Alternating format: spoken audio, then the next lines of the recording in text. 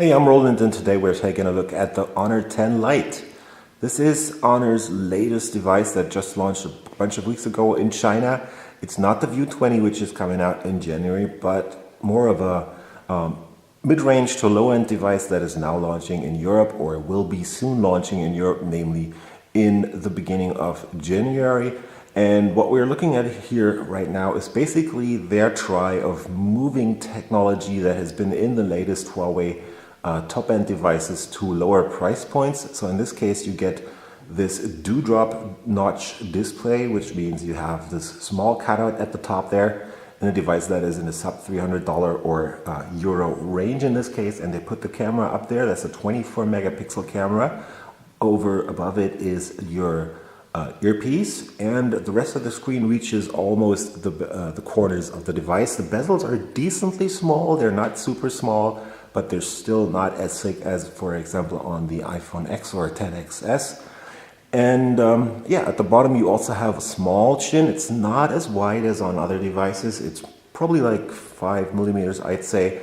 You get soft buttons for Android and no company logo at the bottom there. The screen itself is a 6.2-inch screen running at a resolution of 2340 by 1080, so it's definitely a decent panel.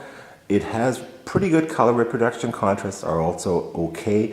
One issue I have is if you use apps that have a white background up here, you can see some issues with the backlighting, but that's probably because those are pre-production units that we are looking at right here in Berlin for their info session. And if you look up here, this tiny blinking light should be the distance and brightness sensors that are integrated there right at the corner of the device. Under the hood we have the Snapdragon 710, which is their octa-core SoC running for low-end cores, which are based on probably Cortex A53, and for more high-end cores based on the A73 architecture, running it up to 2.2 gigahertz, which give you a pretty decent performance, at least for a price like this, which should be way under 300 euros.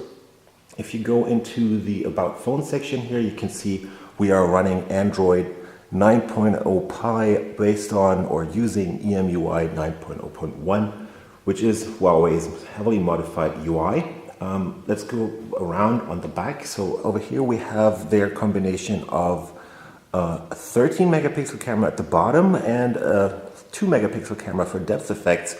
On top of that, under that is your dual LED flash, or that looks like a single LED flash to be honest.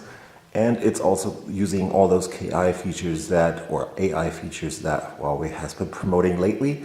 In the middle of the back, you get your fingerprint sensor, which should be able to unlock this device pretty quickly, just as we are used to from Huawei. If you look at the back here, this looks like glass, but it isn't, because this feels like plastic, and it probably also is plastic. There's a bunch of different variations of this coming out in Europe. So we have this blue model right here, then there's a black one, and there's one called Sky Blue, which is basically blue at the bottom and kind of white silverish at the top. Sorry, I can't have you look at this right now. We have to stick with this blue model. Under the hood is a 3400 milliamp hour battery that is charged through micro USB. So they're sticking with micro USB on this device, charging at 10 watts only. So this probably takes up to 3 hours to charge this pretty decent battery. Over there on the right is your headset jack, so that's still included here, and you have a single speaker down here at the bottom.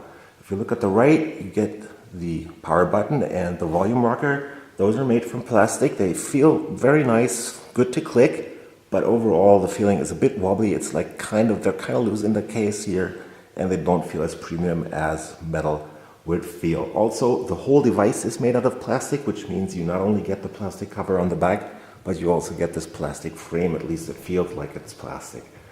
And the only thing that's left is your dual nano SIM slot up here at the top, and that also takes a micro SD card slot, which is in this case a separate micro SD card slot. So you can be using 2 nano SIMs and add more storage through the micro SD. The storage on this device is 64 gigabytes, which should be eMMC storage, so it's not as fast as the UFS that's on higher end devices, but it's still decent.